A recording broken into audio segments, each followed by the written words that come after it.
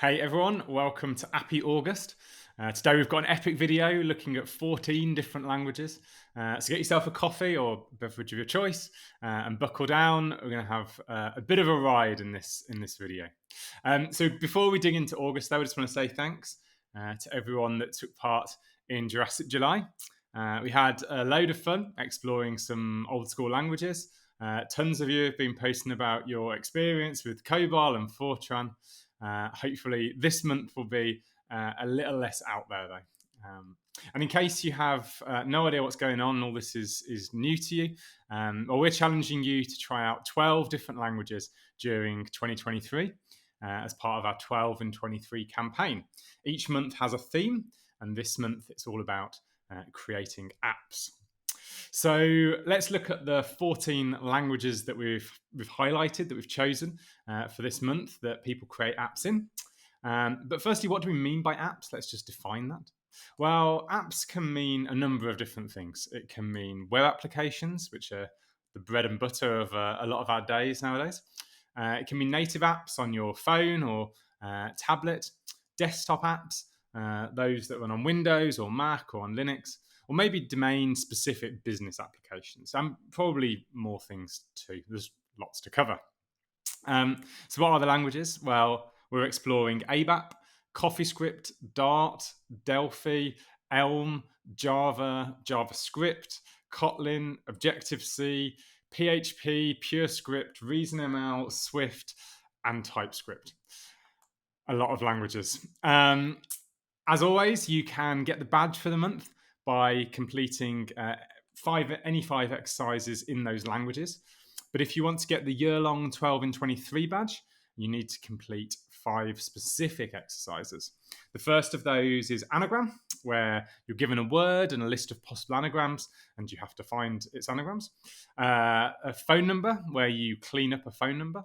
Triangle, where you classify a triangle and what type of triangle it is. RNA transcription, where you transform a DNA sequence into its RNA complement. And Scrabble score, where you're given a word and then have to determine its Scrabble score off the back of it.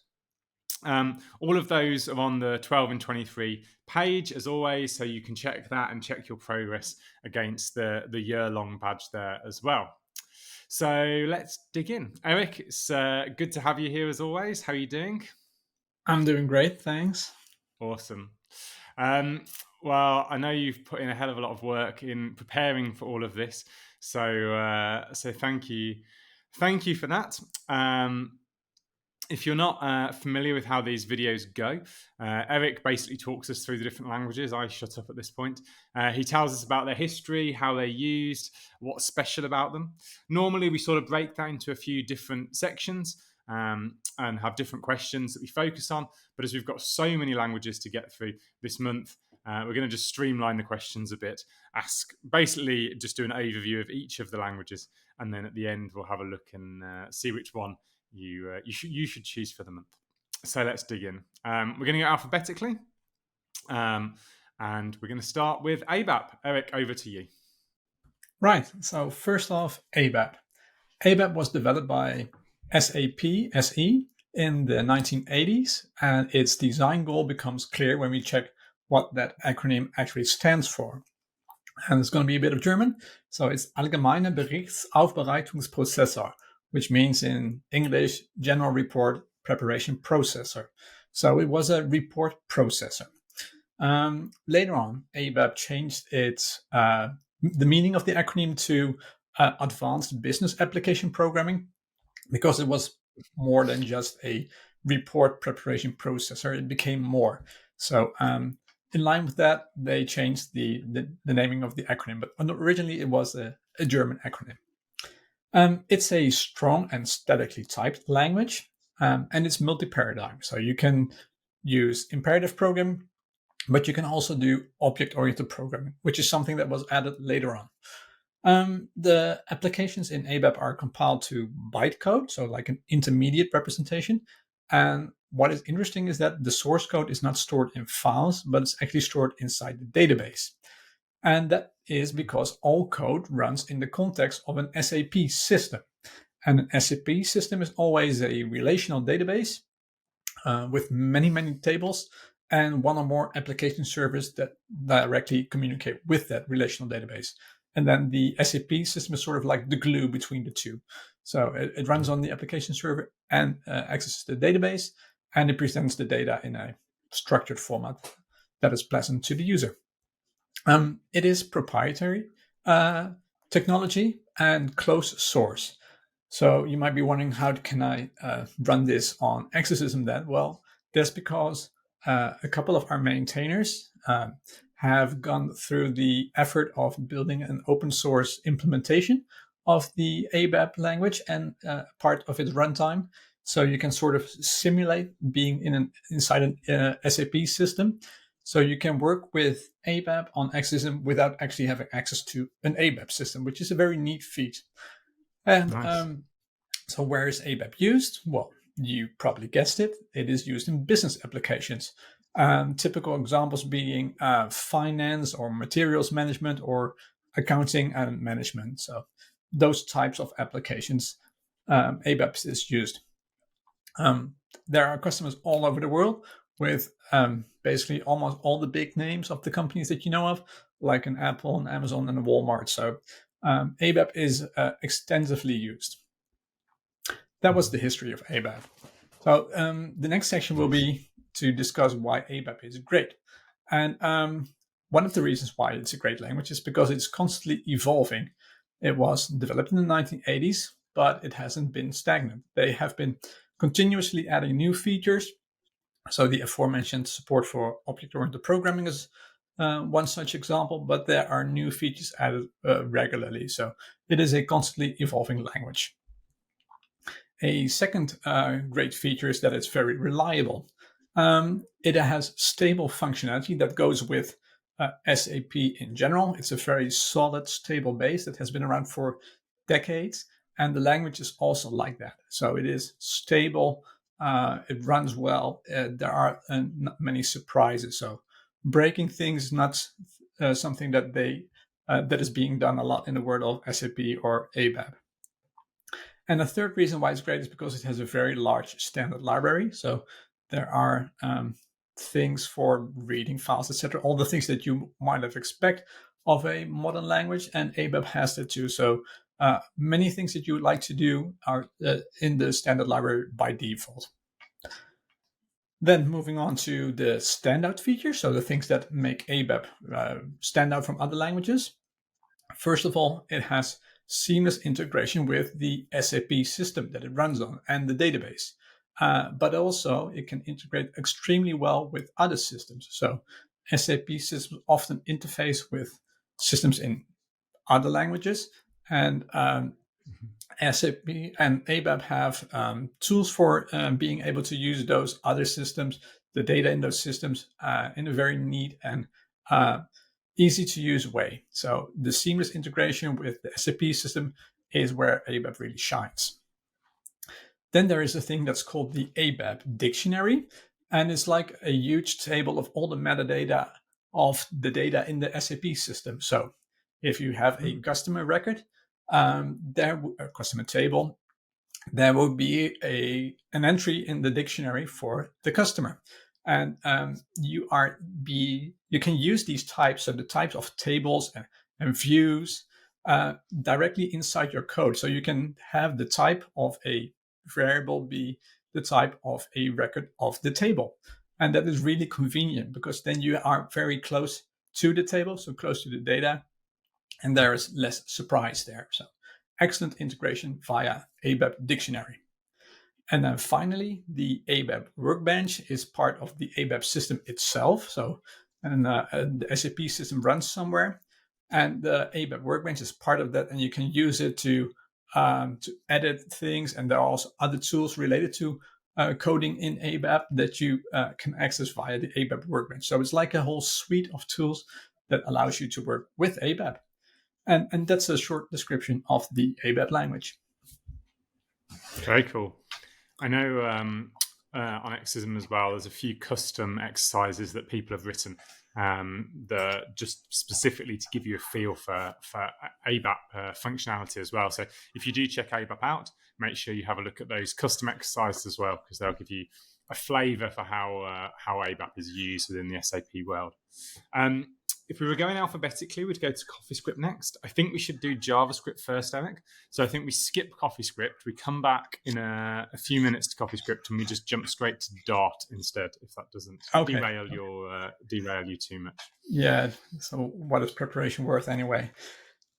So let's move on to. So yeah, Dart. Tell us about Dart, Erik. It's absolutely fine. So let's move on to Dart.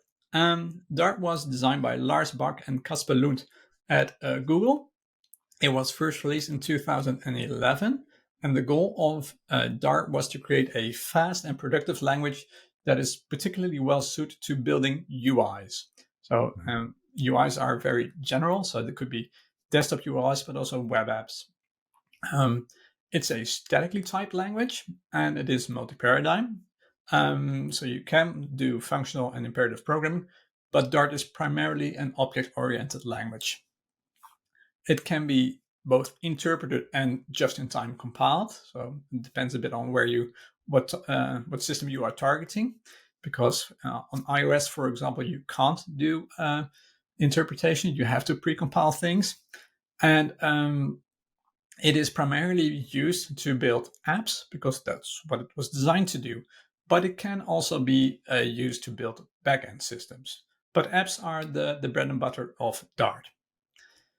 Moving on to why Dart is a great language. First of all, it has an easy-to-learn syntax. It's quite familiar to, if you know your C languages or JavaScript. They purposefully made it very similar to those languages to make it easier for people that already are familiar with this language, and many people are. And it also has a modern type system. So you get type inference, pattern matching, async await, so a lot of the goodness that you expect from a modern language. A thing that's really great about Dart is that the documentation is very, very good. So there are lots of examples. There's a very neat description of every single language feature itself. And just by reading the documentation, you will get a very good feel for the language. And the language references in general just very good. So that's always something that you can rely on when you're doing Dart, that you can have documentation ready for you in case you ever want to know something that you couldn't figure out, or maybe want to learn more about. Then another great feature is that it has safety. So one of the things that makes, for example, a C or a JavaScript unsafe is that you can have null or undefined in JavaScript, and you could potentially work with a value that is null and try to access a function on that or a method on that object, and that would crash. But what Dart has is a null safety system. And from Dart version, I think, I totally forgot, but I think it was 3, that is now a sound null safety system, which means that it's basically guaranteed that it's correct in inferring which value is null, potentially nullable, and which values aren't. So it basically means the Dart compiler can figure out whether or not you are making mistakes or potentially making mistakes, and then let you know that, hey, you should actually fix this before actually compiling it. So there will no longer be any null pointer exceptions, is the short TLDR. Another reason why Dart is great is that it has very good tooling. So you get excellent tooling in different IDEs. And what Dart also has is a very short feedback loop. So when you are building your app and you're changing your code, you don't want to consistently recompile everything because that takes a long time. So Dart has a feature that's called hot reloading. So it will only compile what's needed, and then it will swap out the old code with the new code. And that's very, very convenient when you're working on your app. And then a last reason why Dart is great is that the ecosystem is growing rapidly, and there are many libraries available. So it's a very flourishing language. Moving on to the standout features. The first is that Dart can compile to different platforms. So it can compile to JS, so that's for your web apps, but it can also compile to native apps via Swift and Kotlin. So it is actually great for compiling to different platforms. And that ties into the second point. So Dart is usually written in conjunction with using the Flutter library. And the Flutter library is a library designed to help you build apps. So you can build mobile, web, desktop, or embedded apps with Flutter. And the idea is that you write your code once, and then you can target different platforms with the same code. So that's a very convenient way to write your apps because you have just one shared code base. And that is the holy grail of cross-platform app development. A final standout feature is that Dart has excellent concurrency support built in. So it has async await, as I mentioned before, but it also has isolates, which is like a construct where different processes execute in spaces that are isolated from each other, so they can't influence each other. And that is great for concurrency because then there's a whole suite of optimizations that you can apply because you know that there can't be interference from other processes, and that's called isolates. Dart also has futures, so that's like a promises-like type, and there's even more. So Dart has great concurrency features, which is something you don't usually get on the web. So that's actually a very notable feature. And that's Dart. Nice. Thanks, Erik. Yeah, I'm pretty excited about using Dart. I've written many apps, and the fact that you have to write everything in, for iOS and then the same thing again for Android, it's a frustrating experience. So the idea of writing once for Dart, and by all accounts, it's a really enjoyable language to work in, as you said. It's something that's on my list of things to learn and be excited about. Let me know. Next up, we have Delphi. You can practice. Yeah, I can. I know where to go to learn it exactly. Delphi. Delphi. Okay. That's completely different from Dart. And Delphi was developed by the company called Borland, which some of you might know from Borland C++ Builder. I know it from Borland C++ Builder because I work with it. And I also work with Delphi. It was released in 1995, and it is an Object Pascal programming language. So you might know Pascal, and then Object Pascal is an extension of Pascal with object-oriented features. And the Delphi implementation of Object Pascal was done by Anders Helsberg. And Anders Helsberg is probably famous for being one of C#'s lead architects and one of TypeScript's lead developers. It is a strong and statically typed language that compiles to native code. So no interpreted native code. It is multi-paradigm, but I would argue that Delphi is mostly an object-oriented language. So the object-oriented paradigm is usually what you use in Delphi. But you can also do imperative and declarative and event-driven programming. The event-driven program we'll get to later. So where is this used? Delphi is primarily being used in business applications, but also a bit in general graphical applications, so GUIs, tools, and also in schools to teach programming, which is actually how I learned Delphi. My very first programming lines of code were written in Delphi, so I still have a sweet spot for Delphi. Moving on to why Delphi is great. So this ties into why people teach it in schools, because it is easy to learn.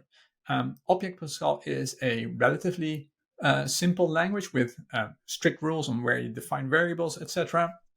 You define them up front, and combines the simplicity and the clarity of Pascal, but with object-oriented features, so that Pascal didn't have. And this makes it easy to learn because the core of Pascal makes it a very suitable for teaching to people that are new to either programming in general or just to Delphi. A second great feature is that it has a fantastic IDE. So Delphi is also the IDE, and it is very feature-rich with everything that you come to expect of an IDE, which it offered back in the 90s when it was quite revolutionary. And it provides code navigation, debugging tools, code completion, and many other productivity features that are still, and it's still being used. So that's actually the next thing that I want to discuss, which is the stability. So it's been over 30 years now, but it's still being used. And over the time, Delphi has had a history of being very reliable, very stable, both the IDE, the tooling itself, and the language. So there are very strong backwards compatibility guarantees. So if you ever wrote code in a very early version of Delphi, it usually can still be compiled without changes or maybe minimal changes in the latest version of Delphi. So this strong backwards compatibility gives you very good reason to trust old code because it probably won't break on new versions. Then there is cross-platform support. Delphi used to be Windows-based only, but it has since expanded its target platforms to other platforms too. So you can target macOS, iOS, Android, and even more. So whereas you would used to be tied to just Windows, you can now use Delphi to build applications for a wide variety of platforms. And then the last great feature that I'd like to mention is that Delphi has a very strong community, and it's easy to get support. And the community is very passionate, very dedicated to Delphi. And there are still libraries being made, resources being written, and it's in general a very friendly community and can be very helpful when you're starting out doing Delphi. Then the standard features of Delphi. So first of all, Delphi is known for providing, building very high performant executables. So it compiles to native code, as I mentioned, and it has, over 30 years of experience in the compiler having all sorts of optimizations being applied to those binaries. So it is very, very high performant. Which can be critical for certain types of applications. You might not need it, but performance is always good to have. But you could have a Delphi application with real-time processing or very heavy computational tasks, and it will perform well. I mentioned the IDE is a great feature, but one thing that the IDE allows you to do is to do rapid application development, which means that it's very good, well suited towards building something from scratch. So maybe you want to build a prototype, or maybe you have a spec written down and you just need to implement it. The features that the IDE gives you make it a lot easier to do it.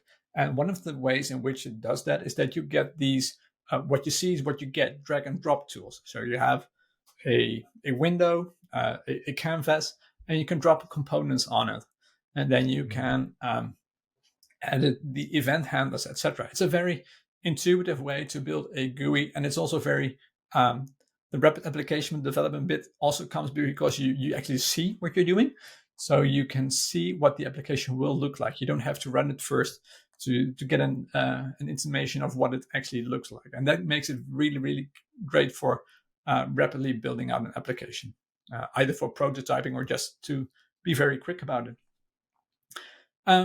Tied to that is the component-based architecture that Delphi uses. And I mentioned before that you can drag and drop components on the canvas. And this is because in Delphi, what you usually do, your application is built out of smaller components. So you are encouraged to write these little modular building blocks. For example, I don't know, an edit box or a table, which is somewhat bigger, but it's still a component. And then once you build those components, you can reuse them anywhere you like on different pages or whatever, just by drag and dropping it on the canvas and have it be reused. So the component-based architecture makes code reuse easier and reduces development time. I mentioned when you drag and drop a component on the canvas, or that you could have event handlers be specified. So, for example, a button would have a click. So you would double click on the event handler, and then you could just write the code that was associated with that event. And in general, this way of having your code respond to events is one of the paradigms that Delphi supports, and it allows for a very natural way to build GUIs, because usually you can see a GUI as just a series of interactions, a click, a button press, etc. And this event-driven approach to Delphi can be great for GUIs because it matches so well with the domain. Mm-hmm. And then the final standout feature that I'd like to mention is the way that Delphi supports integrating with the database. So there are many components available to directly access all sorts of different databases. So it's very easy to link up a database with, I don't know, a list on your page. So you would say, this is the source that I need to use, and just display the data. And Delphi is absolutely fantastic at doing that. And as many business applications are usually mere shells around databases, this is actually a great way to build many of those business applications, because you can get it going in no time, basically. And that's Delphi. Very cool. Yeah, that last point you made there about how, often business apps are just shells around databases is very true. And so the more a language can just provide in that, just to give you the easy tools to quickly put things out the door. Often you don't need things to look the prettiest or anything else. They just need to be very, very functional. Cool. Okay. Well, we're going to move on. We'll move on to Elm. Elm. So the Elm language was created by Evan Szaplicki, probably butchered that name, for his senior thesis, and it was released in 2012. So it was part of a thesis. And so you might wonder, what was the subject of the thesis? And it was functional reactive programming, so FRP, for graphical user interfaces. So FRP for GUIs. I'm not sure if that helps much, but functional reactive programming is a particular way of doing functional programming. We're not going to get into that, but it can be well suited to the UI domain, and it hadn't been done a lot before, so it was quite revolutionary to do this in a functional way, because just doing it in an imperative way was something that people were very familiar with, but doing GUIs with a very functional approach was more new. That said, in 2017, Elm dropped the functional reactive programming bit, which is admittedly a bit unwieldy at first, because it can be harder to understand. And it was dropped in favor of the Elm architecture. So it's known as T, the Elm architecture. And it's a specific way in which you have functions describing the UI, and then events are, you have dispatch events, and then you would basically re-render things. It's a bit similar to how React does things, which might be an oversimplification.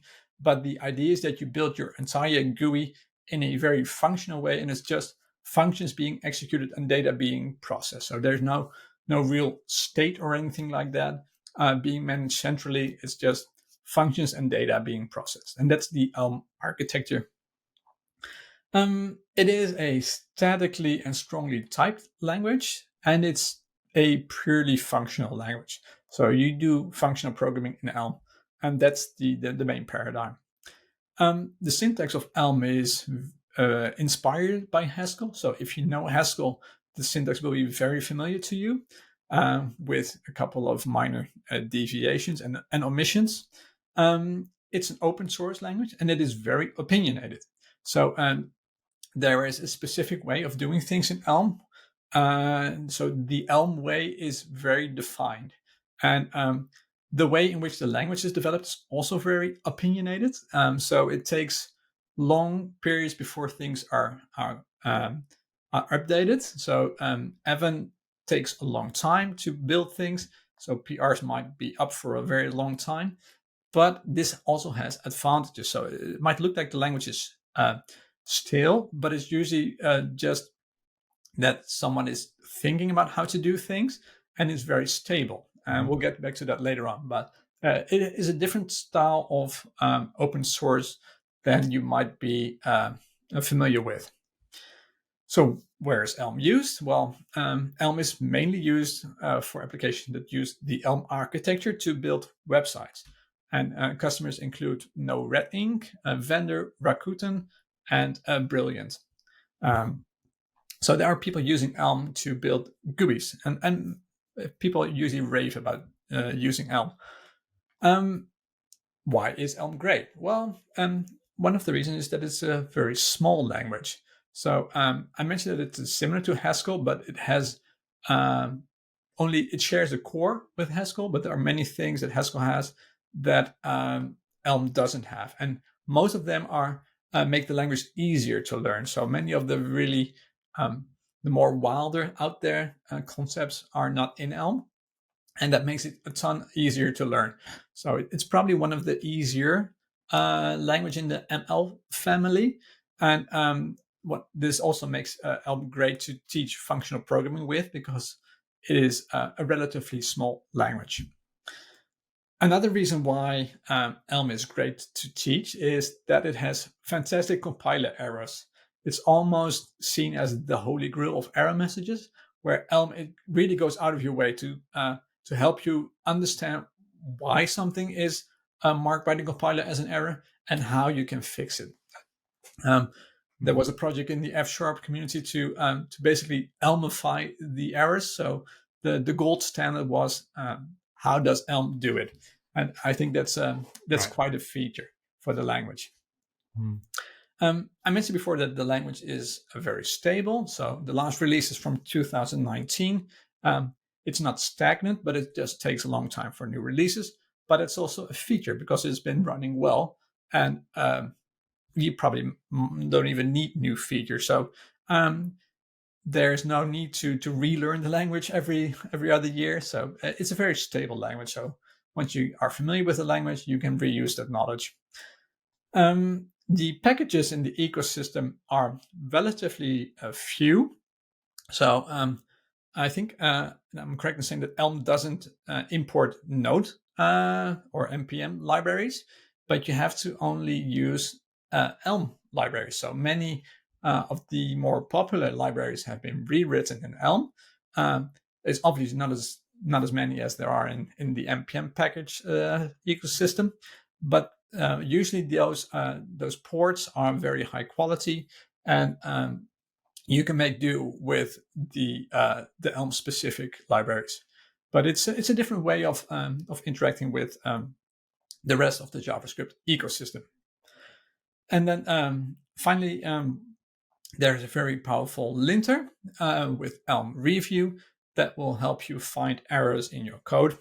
And we actually rely on that in the analyzer that takes your Elm submissions on the website and tries and figure out if there is anything wrong with it, and we will present it to you. And that's all built on Elm Reviews, which is a linter, and it's really, really powerful. So moving on to the standout features. I mentioned the Elm architecture before, and that's probably the biggest standout feature of Elm. All Elm apps are using the Elm architecture. So if you see one, you've seen them all, basically. The details will differ, but the general setup will always be the same. There's also a form auto formatter, so the code will always look the same too. But if you know the Elm architecture, and it's really not that hard, it's just a bit different from what you're used to, then you got a firm grasp of basically any Elm application, web app that's ever been written. Another standout feature is that there are no runtime exceptions. The only thing where you can ever have a runtime exception is for maybe having division by 0 or something like that. But most of the things that you could have a runtime exception with regular JavaScript, you just can't have with Elm, because the type system will prevent you from writing your code in a way that it will give runtime exceptions. So there's none of that. And you just say when it compiles, it works. So that's quite a statement, but people have found it to be true. Another thing that's great is that there is no breaking when you update dependencies. So if you update your dependencies in many languages, that might involve you having to do a bit of work to get everything in sync with each other again. But that's not the case in Elm, because the semantic version is enforced by the compiler. So the compiler will know whether or not something is potentially breaking or not, and compiler will help you with that. So I mentioned before that that Elm has no runtime errors, and it is said that if you get used to it, it's hard to go back to other languages. But the whole benefit of this, when it compiles, it works, also translates to other parts of your web app. So there's a thing called Elm UI, and if you have for your styles and your layouts, you can all define that within Elm. So you don't need CSS. you can use Elm UI. You would have this whole type-safe way of interacting with that. And then finally, a standout feature is full-stack web apps or isometric web apps. And that's a very fancy term for using the same language both on the front end and the back end. So that's also sort of the holy grail of doing front end and back end development, because then you can reuse the logic that you've written both in the front end and the back end.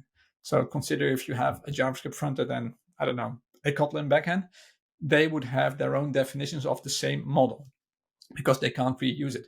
But if you do isometric or full stack web apps with Elm, you would just use the same models on the back end and the front end. And that gives you a lot of productivity boosts. And you don't need to learn 2 different languages. So you can reuse everything that you've learned.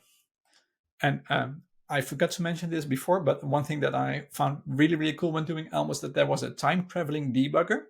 So, and that means that because Elm is basically a function that starts with a bit of data and that flows through all the functions, if you just keep track of that initial data state, you could basically go back in history. So you could actually have like a scroller where you go back and you see the UI changing when responding to events. So events are new data, and that was also an amazing thing of working with a language that is functional in nature in a web environment. So with all that said, that was Elm. Very cool. Yeah, it saves not only thinking back to what you were just saying about having same models on the back end and front end. Not only does that save a lot of complexity and increased productivity, also the security you get from that of having both the same thing on the front end and the back end, and knowing you're not going to have any data mismatches or anything is a huge bonus. Yeah, absolutely. Never out of sync. Cool. Okay, we're going to move on to Java. Okay, Java. Java was developed by James. Oh, sorry?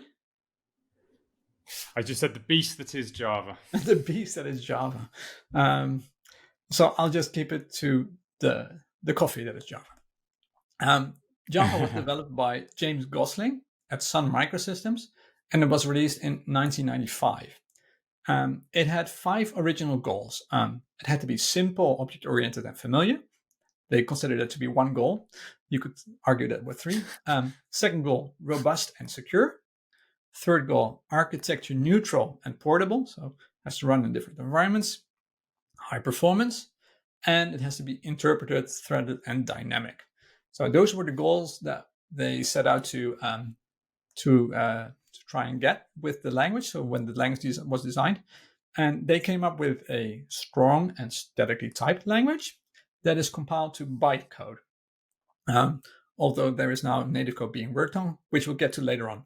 But in principle, Java compiles to Java bytecode, and then there is a virtual machine that executes, that interprets that bytecode, so that compiles it to actual machine code. Java is a multi-paradigm language. It is primarily object-oriented, but you can also do imperative programming in Java and also a bit of functional programming. As I mentioned, Java compiles to bytecode, so there is a virtual machine involved.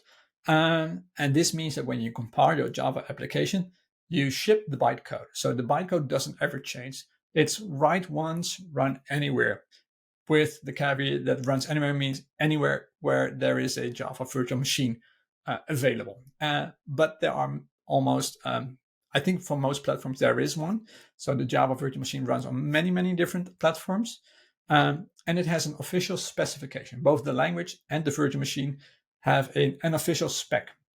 And once there is an official spec, there are multiple implementations. So for example, there is an OpenJDK JVM, and there's Oracle's Hotspot VM. So there are different virtual machines that you can use. And this is a theme for Java. You have a lot of choice. So you can choose your JVM. You can choose many different options for your libraries. There is a lot in Java that gives you the choice to do whatever you please. So where is Java being used? Well, basically, almost anywhere. So you can use it for writing websites, for example, with Spring Boot. You can write it to use in embedded systems, or you can write apps. Android apps used to all be written in Java, or you can even write databases in it, or other tooling. Many tooling that is out there is written in Java that you might not ever actually know of. So there is a vast amount of software being written in Java, and it's basically being used wherever you can think of. So moving on to why Java is great. Well, it runs almost anywhere. So that is absolutely a thing that makes Java great. If you ever had the pleasure of the Java update running on Windows, it will happily remind you that it runs on a billion different machines or something like that, which I always find very, very funny. But it is absolutely true. Java is everywhere. We used to have it in browser applets too. We don't have that anymore. But there are so many places where Java is being used. It's one of the biggest job markets. Java is everywhere. A second great feature is that Java is general purpose. I mentioned before that it's found in a wide variety of domains. So, and the general purpose nature of Java makes that possible because you can use it for so many different things. So you can write apps, websites, and embedded systems. So there are so many different things that you can use Java for. So that means that if you've mastered Java, you can apply it to a wide variety of domains, which is, of course, really helpful. A third great feature is its interoperability with other JVM language.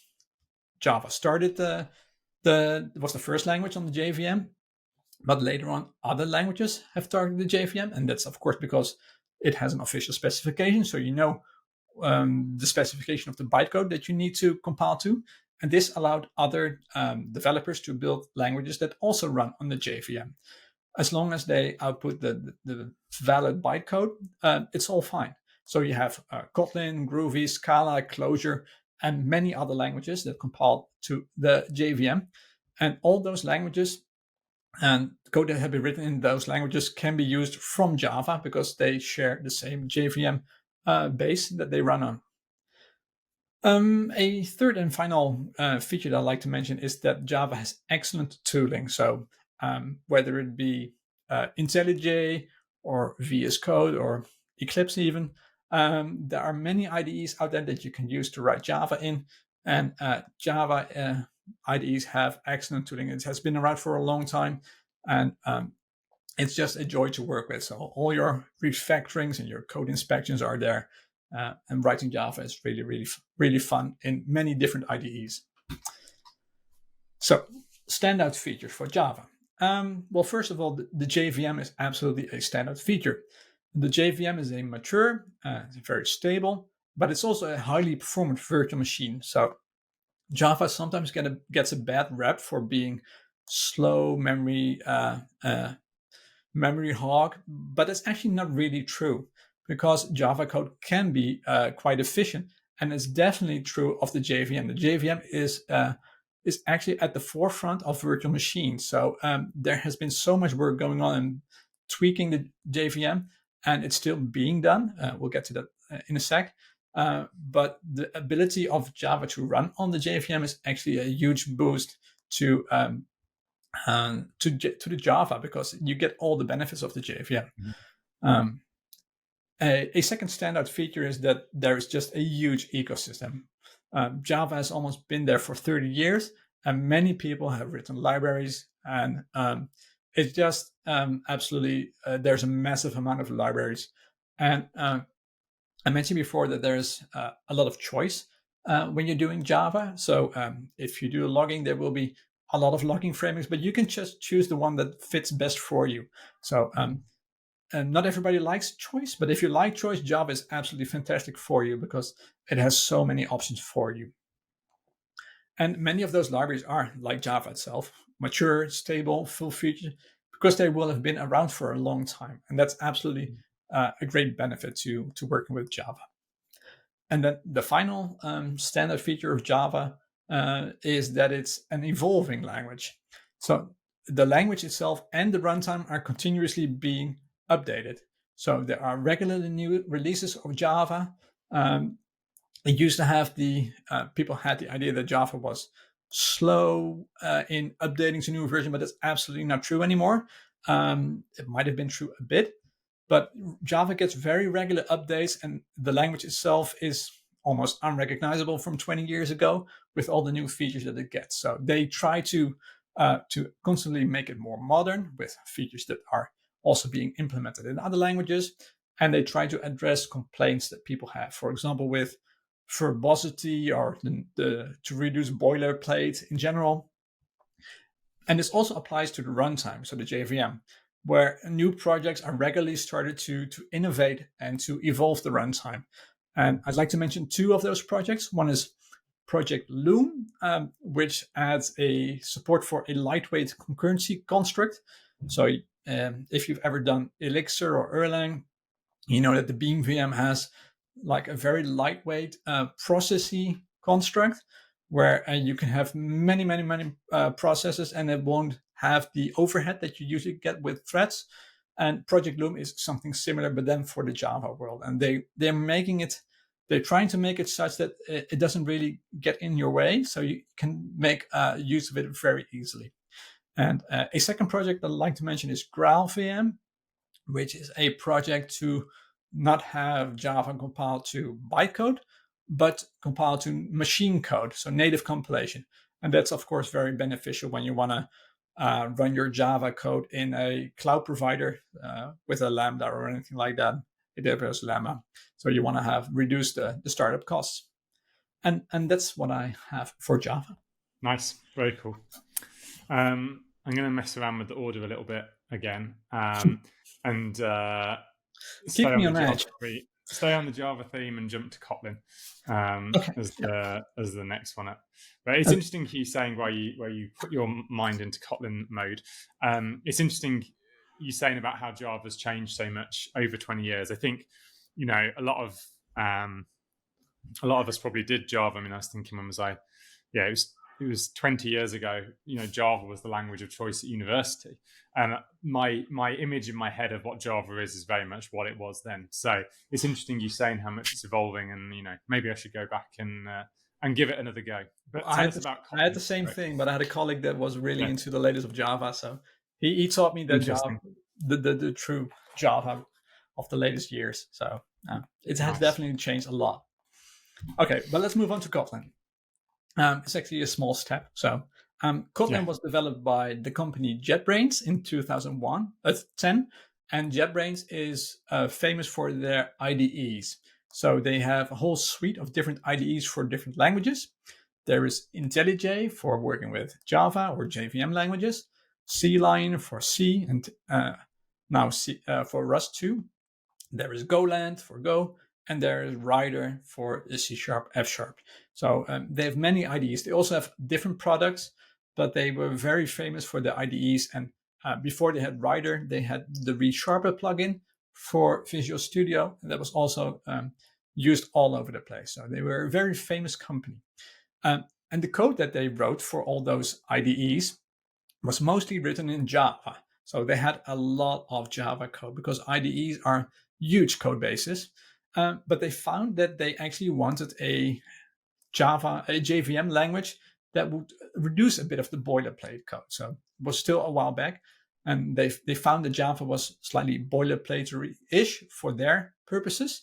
And they thought that maybe if we can build a new language or find another language, JVM language, that reduces the boilerplate and maybe speed up development in some way because it is more expressive, then that will be perfect for their purposes. They looked at Scala, a functional language, and they liked all the features that it had, but they found it was too slow to compile. And they thought, well, we'll just build our own language then. And that was Project Kotlin, the start of it. So they built Kotlin as a language to run on the JVM. And it is a strong aesthetically typed language, just like Java. Like Java, it's multi-paradigm. But it's not just object-oriented. It is just as functional as it is object-oriented, and it is also imperative and even declarative. So it is a bit more multi-paradigm than Java probably is.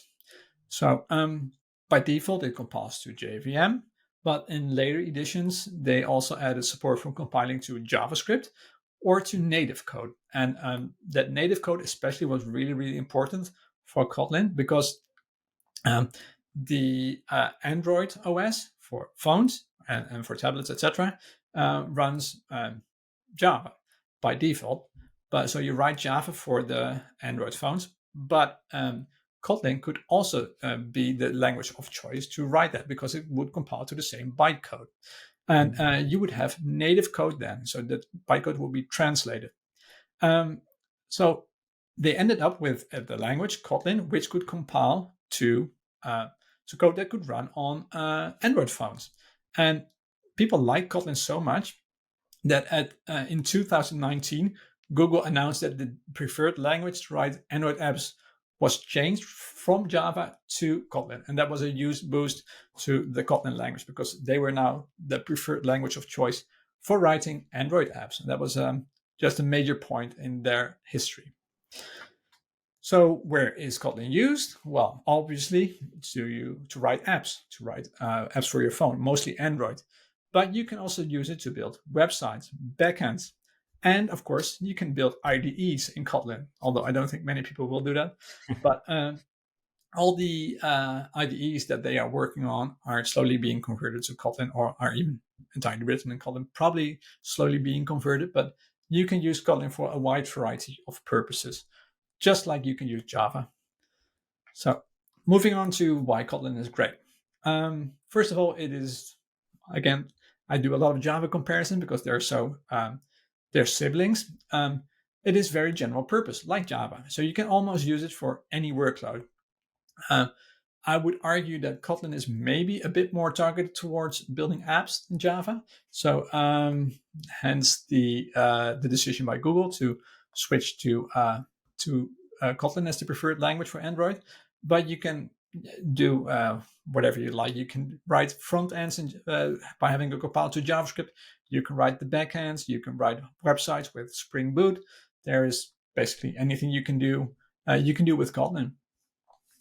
Kotlin also runs on the JVM. So once again, all the benefits of running on the JVM apply to Kotlin, like the performance, the maturity, the stability, etc.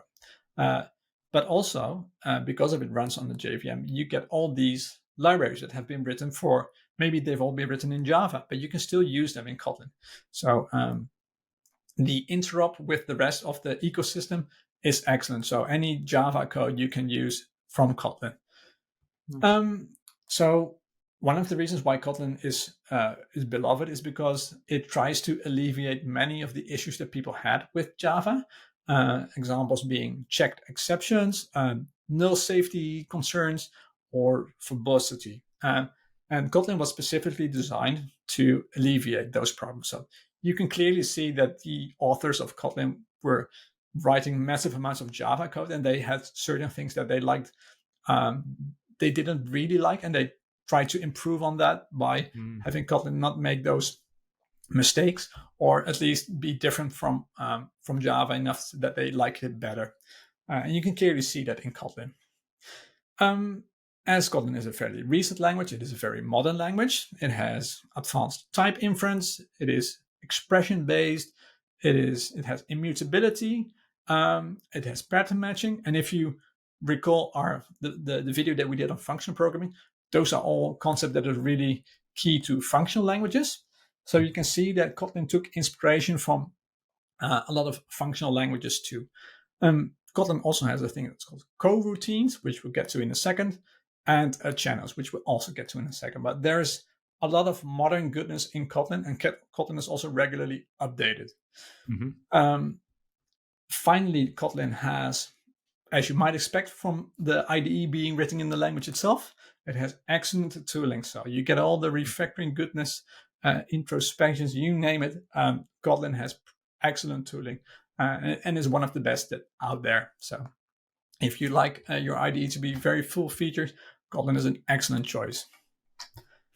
Moving on, standout features for Kotlin. First of all, it's a very productive language. Kotlin is very pragmatic. The aims of Kotlin at the start were to build a language that make it easier to develop in. And that sounds very silly because that's ultimately what every programming language tries to do. But I think Kotlin really succeeded in that it has a ton of features that cut away on things that you might have to be more verbose in other languages or couldn't even do in other languages. So you can have top-level functions, which you can't have in a purely object-oriented language like a C# or a Java. And they just felt like, hey, let's make it a bit more easier. And in general, if you look at the syntax, it is sort of like a combination of the best parts of other languages, but while still being molded into one consistent, productive language. So that's actually not easy to do. We'll have another language later on that does a similar thing and also does it well. And what I find interesting is that Kotlin also took concepts from other languages. For example, C# has extension methods. More languages have that, but it's basically a way in which you can extend code that you haven't written and can't change. So it looks as if there are more methods on, for example, the string type, which you don't have the source of and you can't modify it, but it looks like there is a method on the string, but you provide it yourself. And they took that and they implemented it, but they added a bit to that. So they have local extension methods where you can have extension methods in your local class, not global. And every time that I'm now doing C#, I so miss that. And I love how Kotlin is they have such taste, I would say. And that's a very abstract concept, of course. But I think they have excellent taste in picking the best parts of other languages and mixing it into a very nice language. So second standout feature is coroutines. So you probably have heard of async await, which many languages now have. And async await is a way to deal with things that can that happen somewhere in the background. So you say, hey, start this computation and get back to me when you're done. But in the meantime, I can continue working on other things. And many languages have async await baked into the language, but Kotlin does that differently. So what Kotlin does is it has coroutines, which is like a concept on which you can build async await. And coroutines are, in general, the functions that can be suspended and resumed. So you can build async await on coroutines. So you have coroutines in the language, but async await is actually a library. And that's very weird for many languages because they bake it into the language. But having it as a library also means you can update things, and it being very general, you can also use coroutines for other things. So it's just a general abstraction for anything that's asynchronous. It doesn't have to be async await, but you can do more with it. And it's a fantastic feature. I highly recommend you looking at it if you do Kotlin. Yes. Speaking of async await, Kotlin has great concurrency. So async await, but also channels, so a way to communicate between different bits of code. You have immutability by default. So by default, things are immutable. And that also helps with getting rid of many concurrency issues. So in general, the way that Kotlin is designed is to be very friendly to running your code concurrently. And then finally, I'd like to mention Compose Multiplatform, which is a platform, a library to build UIs from a single code base using a very declarative syntax. And then you can have that UI, that single definition, that single declaration compiled to iOS, macOS, Android, or even desktop apps. So multi-platform is a great way of having code in just one code base and then targeting different platforms. And that's Kotlin. Very cool. I'm halfway there, Erik. I'll let you... I'm already slightly parched. I'll let you take a sip of water. I was just, while you were finishing up there, I was trying to work out if we should split this into two videos, a part one and a part two, but I think we'll just crack on.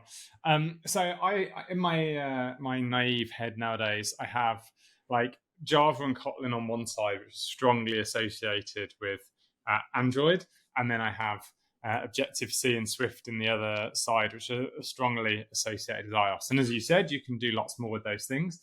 But in in the nature of just mixing things up and causing you more confusion, I think it might be interesting now just to flip to the other pair of those languages and have a look at Objective-C as the next one that we look at.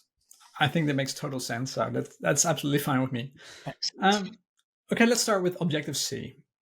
Objective-C was originally developed by Brad Cox and Tom Love in the early 1980s, and it was selected by Next, which was a famous company at the time, for its Next Step operating system. And actually, Next Step was the basis of the Apple operating system. So there's a direct lineage from it. And that's the reason why Objective-C became the language of choice for any Apple software. And it was that until the advent of Swift in 2014. So quite a long time. Objective-C itself was designed to combine Smalltalk's object-oriented IDEs with C, which obviously has no object-oriented features.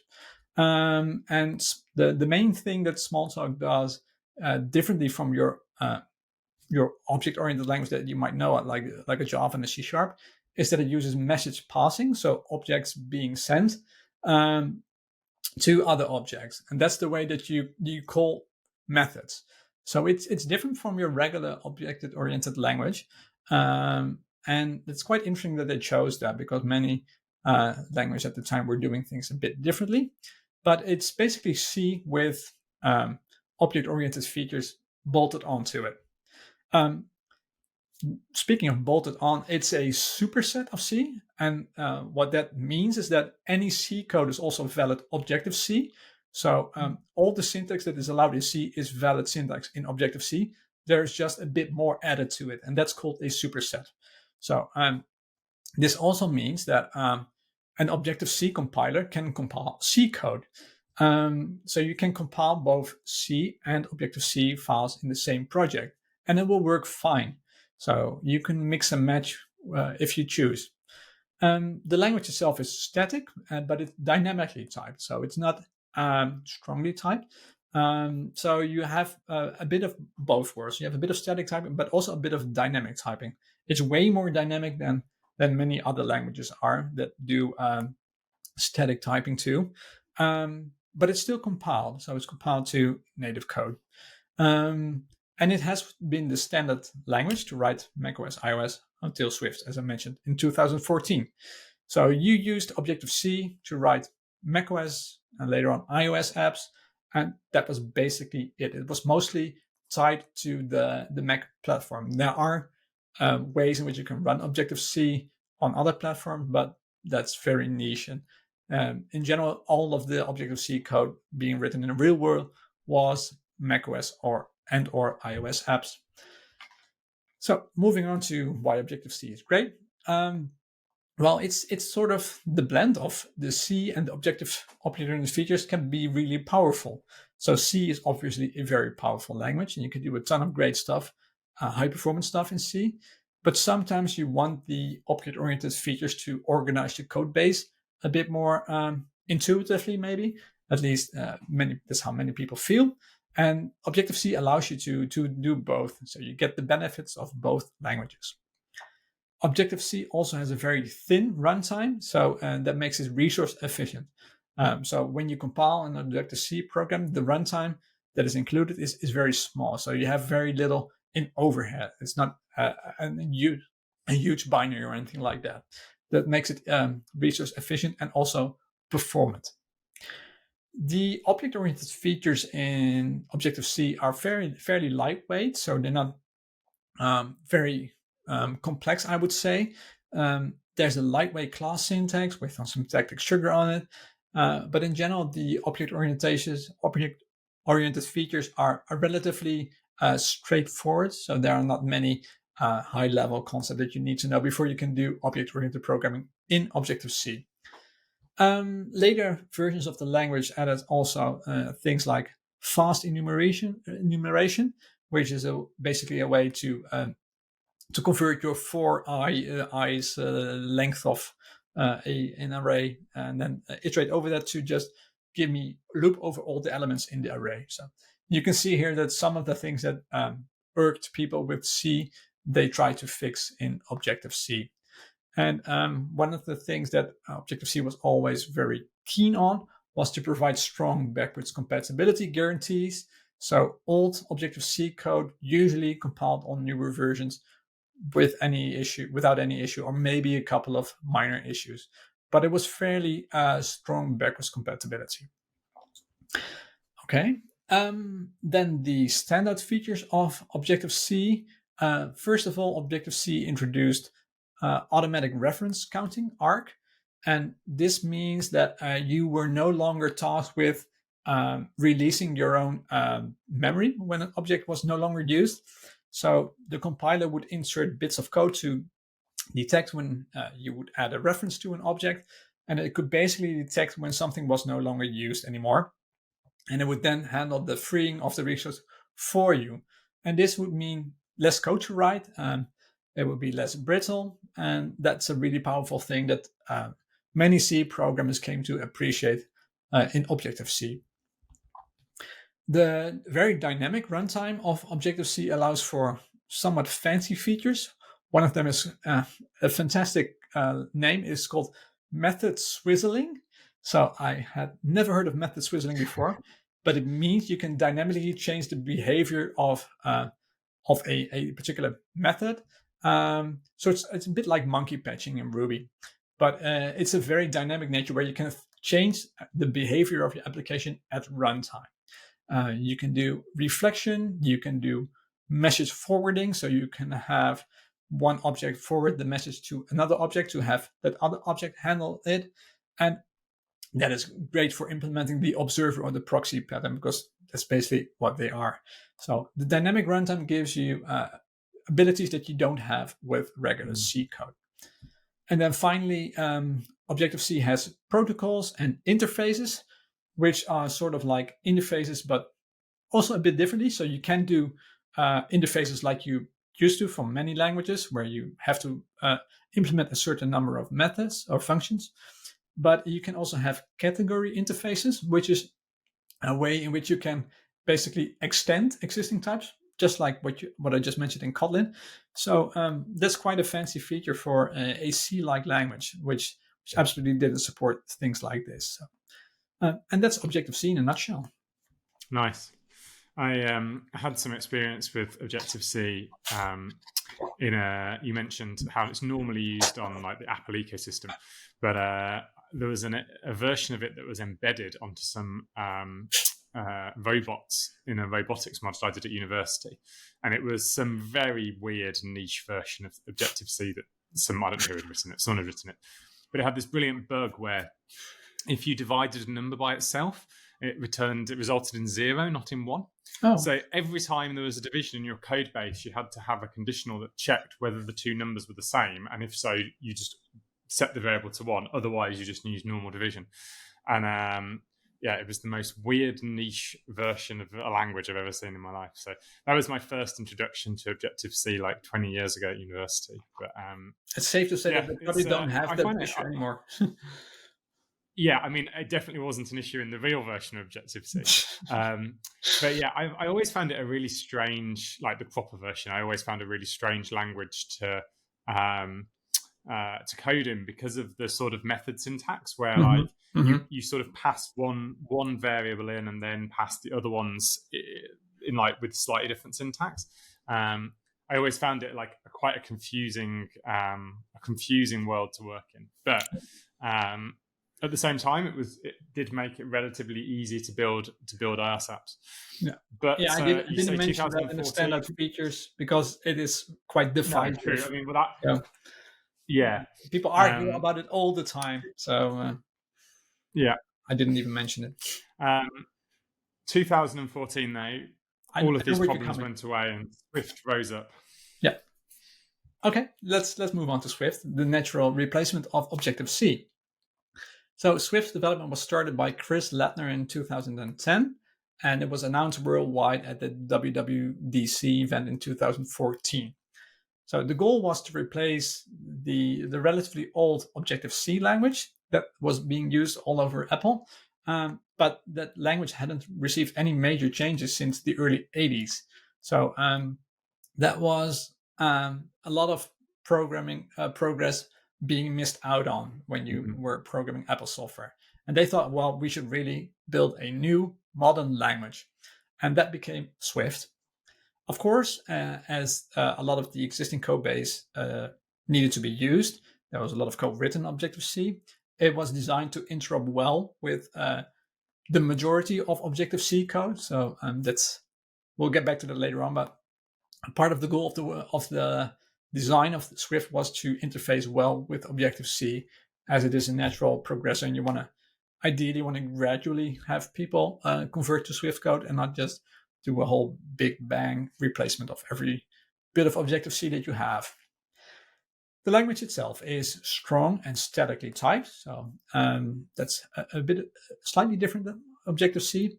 It is a compiled language, but it is built on LLVM.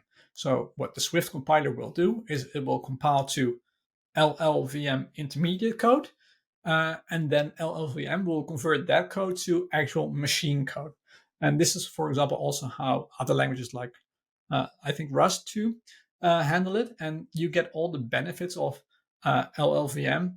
So you only have to do the first bit, and LLVM will do you don't have to write all the backends for the different platforms because LLVM will already do this for you.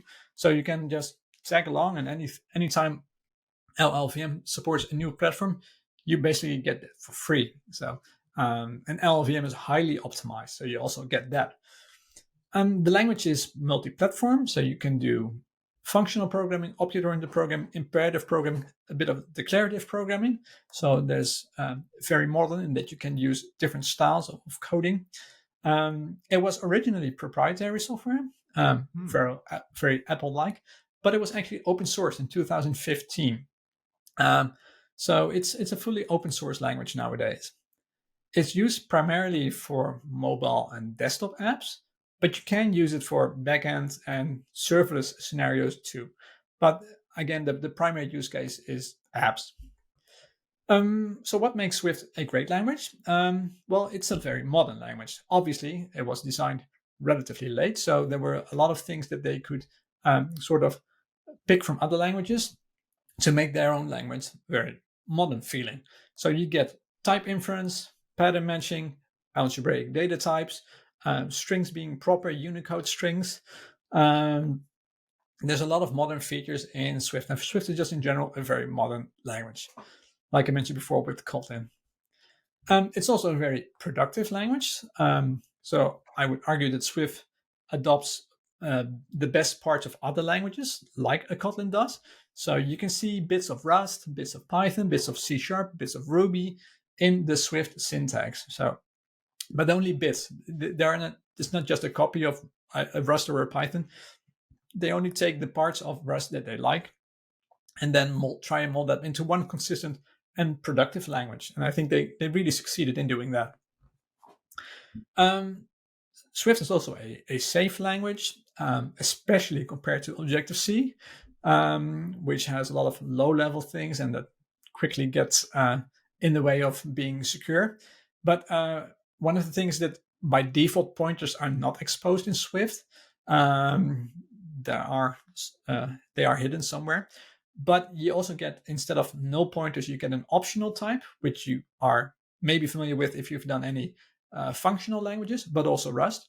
And that means that you represent things that are there or aren't there via a specific type instead of null. So you never have null pointer exceptions. There's explicit error handling. So if something could throw an error, you have to handle it, which is a concept similar to Java's checked exceptions. And there is automatic reference counting. So like Objective-C.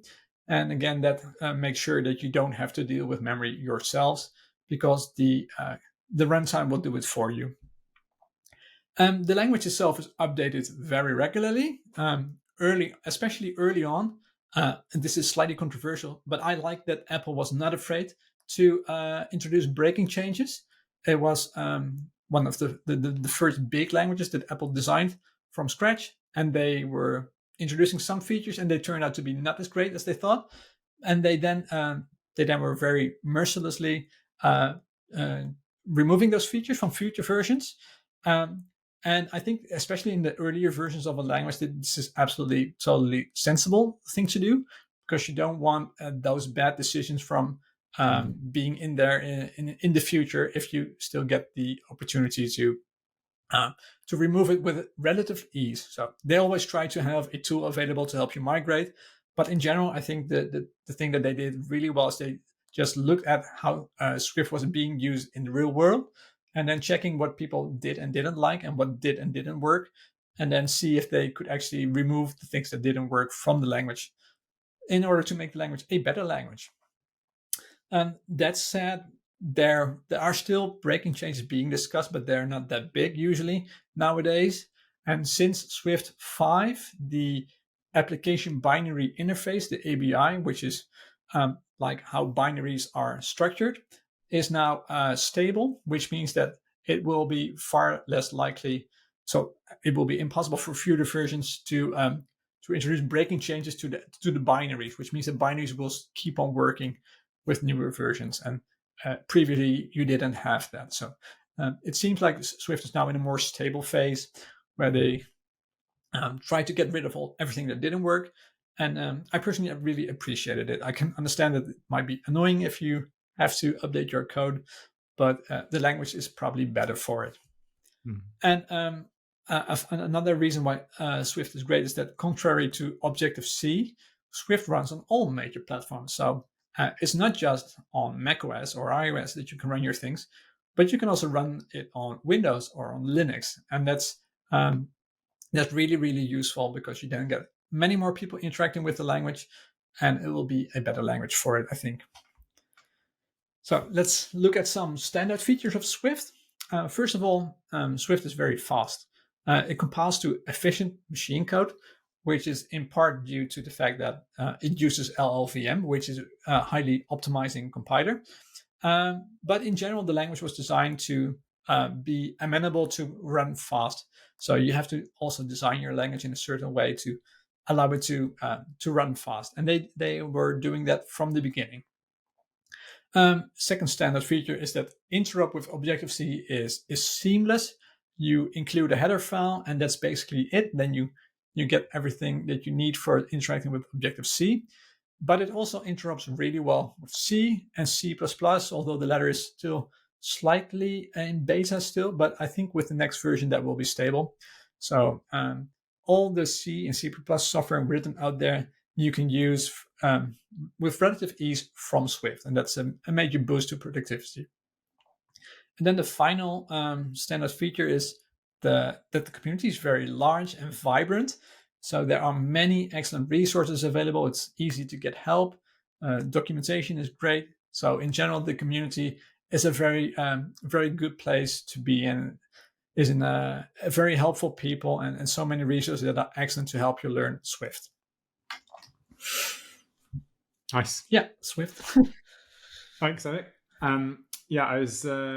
We were talking a little bit a few weeks ago about this idea of languages like removing features from when things go wrong. And I totally agree with everything you said. One of the other things I think is good about it is it allows developers to, like the language developers, to take risks in the features they put in more. True. And it allows them to innovate and to try things with the knowledge that if those things don't work, if people don't like them, they can remove them.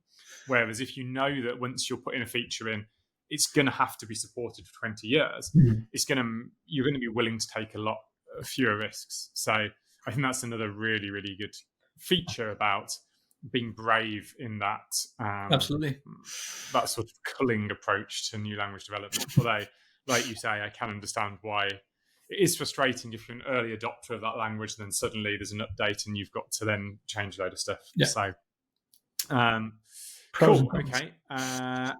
So where are you heading now? I'm going to head to JavaScript.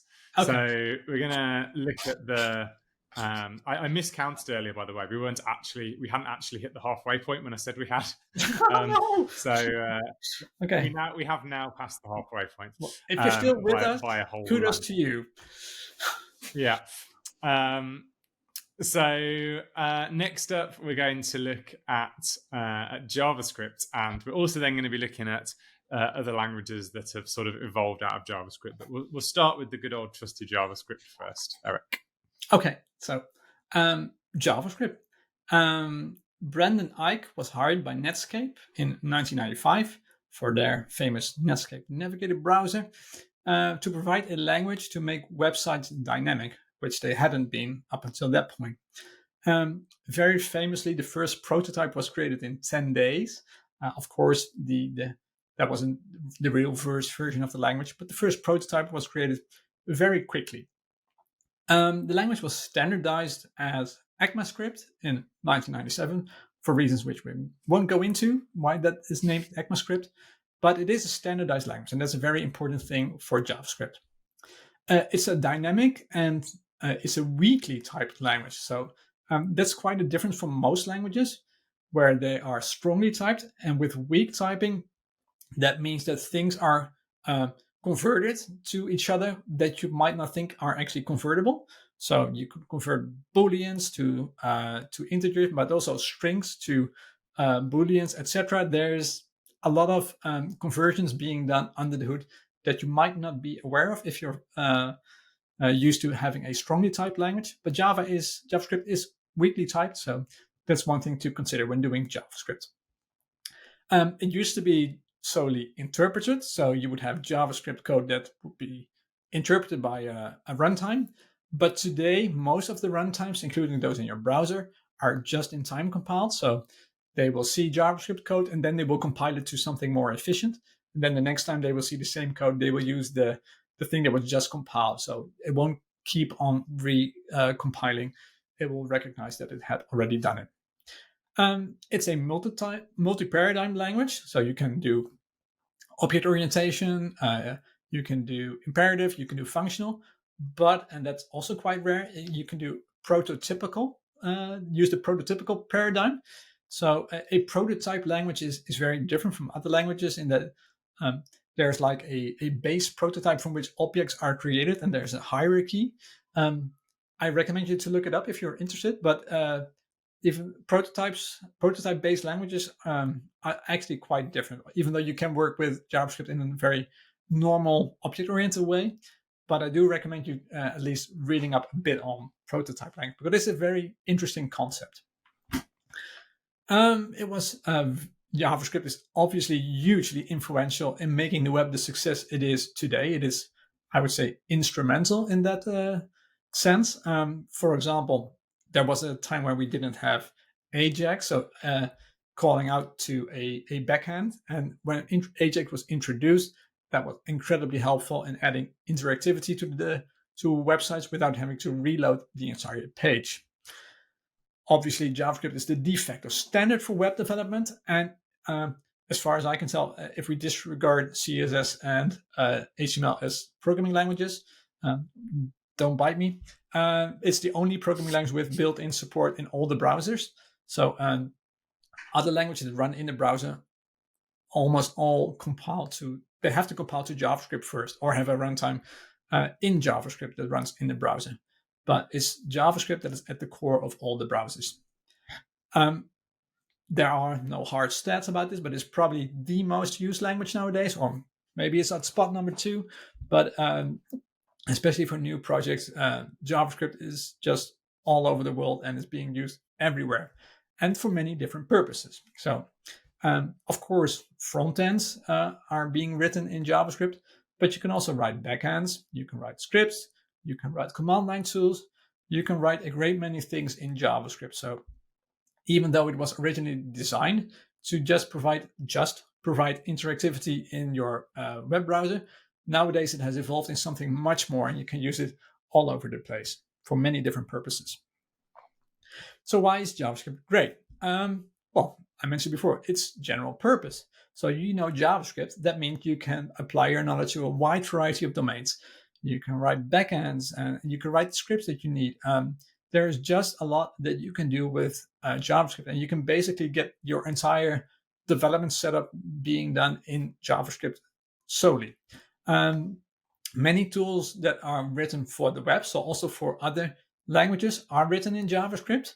So many tools that are on the NPM ecosystem, which are the packages of JavaScript code, are being used also for other languages. So it's not just that there are many things being written in JavaScript being used in JavaScript, but other languages also greatly benefit from those tools being written in JavaScript. The runtimes that run JavaScript are highly optimized.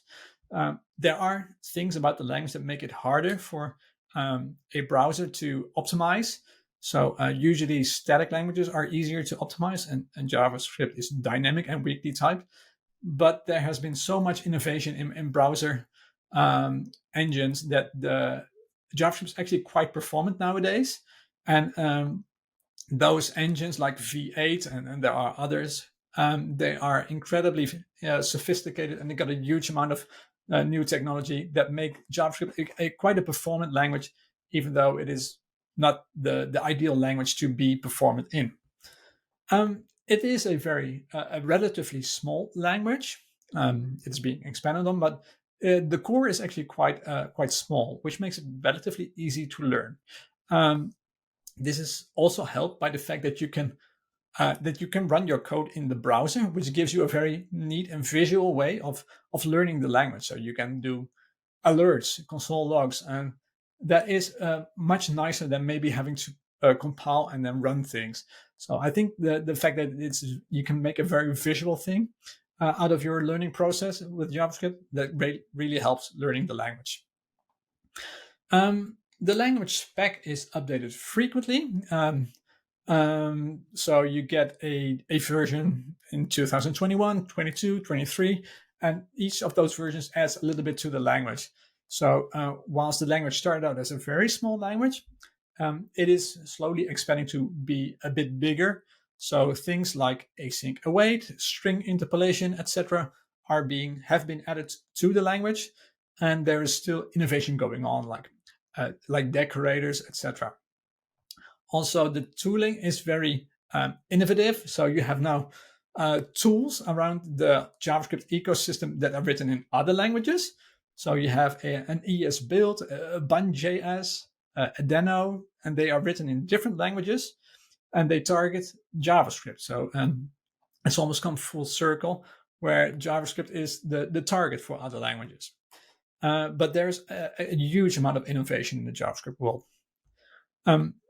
What's great is that JSON support is top-notch, which might be evidenced by the fact that JSON stands for JavaScript Object Notation. So JSON is valid JavaScript. So obviously working with JSON is just like working with JavaScript. So that's you don't have the awkwardness of converting from JSON to your language. It is your language. And then finally, JavaScript is designed to be good for event-driven non-blocking code, which fits well with your browser, but it also can fit well with a web server, for example, or different things. Moving on to the standout features. First of all, the ecosystem is huge. And with huge, I mean absolutely ginormous. So there is an enormous amount of libraries available. I found a statistic that in September 2022, there were 2.1 million packages in the NPM package library. And I think that's probably the biggest package repository in the world, or at least one of the biggest. So you get all the benefits of all those libraries being out there that you can use. And the ecosystem is just massive. Another standout feature is that it runs on most platforms and hardware. You can run it on Windows, Apple, Raspberry Pis, phones, but also on web serverless platforms. Basically, any platform you can think of, you can run your Node.js or your JavaScript on. So I mentioned Node.js, and Node.js is actually a runtime, and it's not a runtime that's built into the browser, but it's a runtime you run on your servers or locally. So it's different, and it shows that JavaScript isn't just there for browsers, but you can also use it for different purposes. The benefit, of course, of the web browser is that you don't have to install anything because it's built into the browser itself. Another standout feature is that JavaScript is ideal for web development. So you have so many frameworks to choose from. You have React, Vue, Angular. You can interact directly with the DOM, the document object model in the browser. And there are so many tools that help you build web applications like ESLint, Parcel, you name it. There's just, if you do web development, JavaScript is perfect. You can use JavaScript in an isomorphic way. I mentioned that you can have Node.js on the backend, and there are other tools that support JavaScript on the backend. So you can have the same code base, like I mentioned before, with Elm and Kotlin, working both for the front end and the back end. So you get all the code reuse benefits of using the same language on both sides. So it makes it easier to maintain, etc. And that's called isomorphic or full web stack. And then the final standout feature of JavaScript is the huge popularity. So I mentioned before that JavaScript is really, really popular. And there are so many resources to learn from. You have videos, blogs, courses. There is just universally, you can find resources almost anywhere. And for any topic that you like, and probably in a wide variety of versions too, so you can pick and choose. The community is vast. It's just a very, very popular platform, and with all the benefits that come with that. And that's JavaScript in a couple of points. In a couple of minutes. Nice. Okay. So we're going to look at languages now that sort of built off JavaScript. We'll start with CoffeeScript. Okay. CoffeeScript was a really big popular part of the Ruby on Rails framework for a while. I think its popularity has probably died down a lot since, but it's still something we've got a track of. The track's been recently updated in Exercism as well. So why don't you give us a bit of an intro to CoffeeScript, Erik? So CoffeeScript received its first commits back in 2009 by Jeremy Ashkenas, and the first commit message was labeled initial commit of the mystery language, which I sort of really like, just not giving away anything. It's a dynamically typed and multi-paradigm language, so you can do object-oriented programming, imperative programming, function programming, and prototypical programming, like I just mentioned with JavaScript.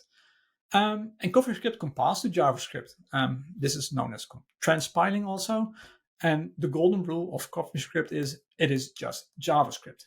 So you can see it as just a different way of writing JavaScript, but there is a one-to-one correspondence between your CoffeeScript code and your JavaScript code. And I don't have any hard data, but I think this was one of the very first successful transpile to JS languages.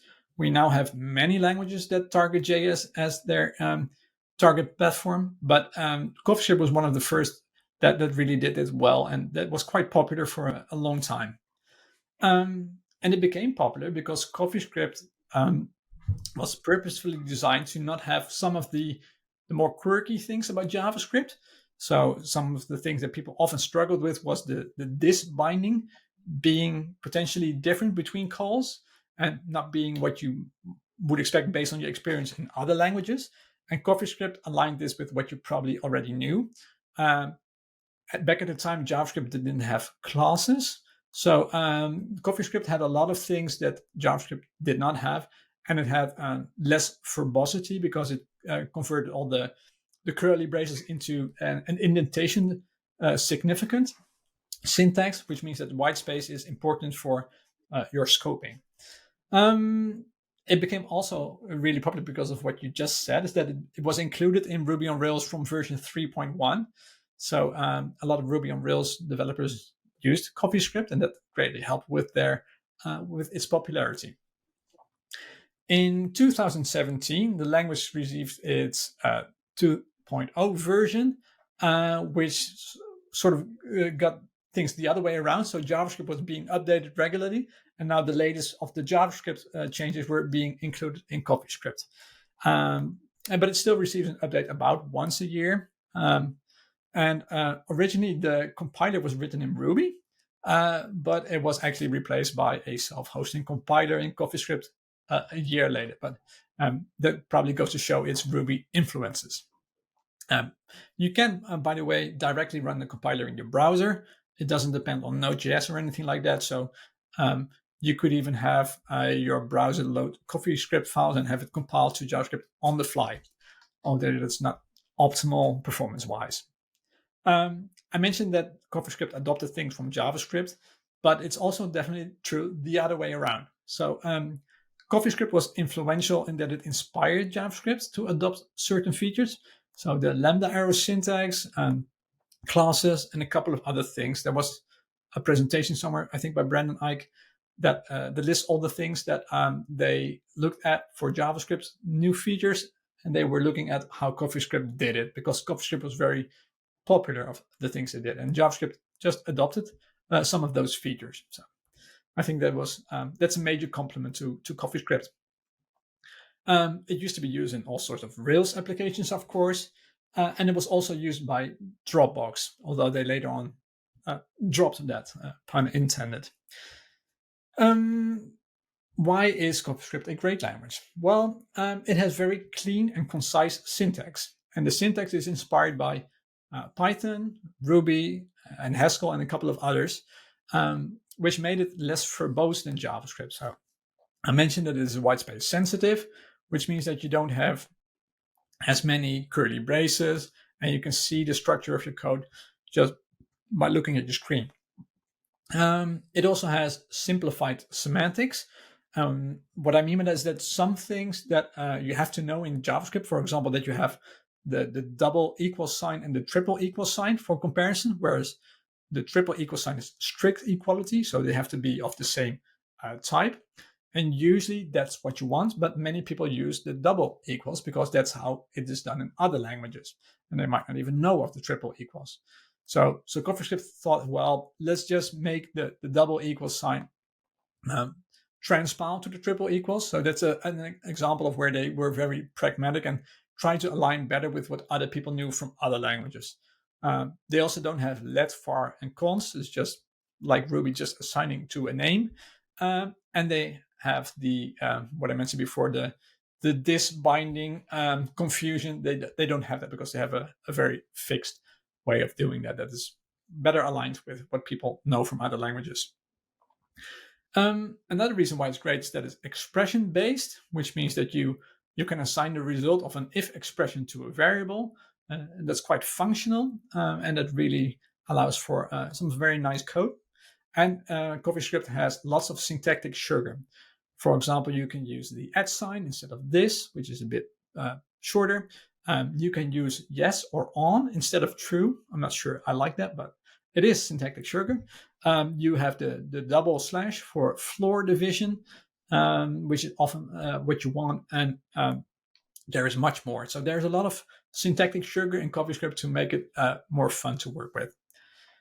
So moving on, standout features. CoffeeScript compiles to very clean, human-readable JavaScript. So if you have a try CoffeeScript website where you can have your CoffeeScript on the left and your JavaScript on the right, there is a very direct one-to-one correspondence, and you will see just this was the line that created this bit of JavaScript, and that makes it easier to see to inspect your JavaScript code if anything goes wrong. You also have source maps to map JavaScript to CoffeeScript, so you know which line it was. But in general, the fact that it produces human-readable JavaScript is really helpful. Of course, CoffeeScript has great interop with JavaScript. It has to, because it wants to be in the name, in the same ballpark. So you can use code written in JS from CoffeeScript, but also vice versa. So any npm package, any JavaScript library that was written, you can use in CoffeeScript without any issue. And then the final standout feature is that it adds some features that were missing in JavaScript, or at least that they felt was missing in JavaScript, like list comprehensions, which, for example, Python has, string interpolation, an existential operator, which is like a question mark dot. So if the thing is null, it will just silently not do anything and not crash, which later on was adopted by JavaScript too. Chain comparisons, will not go into everything a bit, but there are many more features that they have to make it a bit more pleasant to work with, a bit more expressive. And then finally, it's quite a small language. So the compiler is 500-ish kilobytes, which makes for 100 kilobytes zipped. So that is really small for an entire compiler. And that was CoffeeScript. Nice. There were some things as well, like the question mark dot syntax, that actually then went on and got added to Ruby on the flip side. So not only was it inspiring JavaScript, it was also inspiring the development of Ruby. You mentioned about how you can compile straight in the browser itself. There was a common error that people had where they wouldn't properly configure things and they would deploy it, and they would be deploying their CoffeeScript files, and it would always be running CoffeeScript and compiling on every request rather than JavaScript. I remember you used to see that a lot on forums. People were like, why is my code so slow? That was a common thing. Not ideal. So CoffeeScript for a while was definitely a go-to choice. And then TypeScript has come along, and that's now very much the go-to choice for a lot of people. So do you want to tell us a little bit about TypeScript? Absolutely. So TypeScript was created at Microsoft in response to the frustration of some of the Microsoft developers had with developing very large-scale applications in JS. For example, the Azure portal. And they found that if a JS application grew and grew and grew and became of a certain size, it became very hard to manage because of its very dynamic nature. Refactorings were not safe. So a rename was, maybe you could do a global search and replace, but you could replace the wrong thing. So a lot of the things that they had with a language like C#, where you could refactor things at will, etc., that made it easy to work with large code base. They didn't have with JS. And they felt like, well, we should really do something about this. And they decided to build their own language.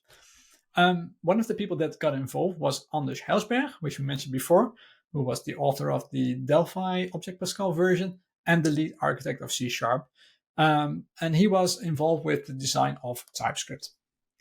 The first version of TypeScript was released in 2012, and it's a multi-paradigm language, similar to JavaScript, so functional, prototypical, imperative, object-oriented, but also a bit of generic programming, which is not something you get with JavaScript. It uses gradual and duck typing, and without going into details, but the gradual typing specifically is very interesting because you can start out with JavaScript code and then slowly make it TypeScripty, but we'll come back to that later on.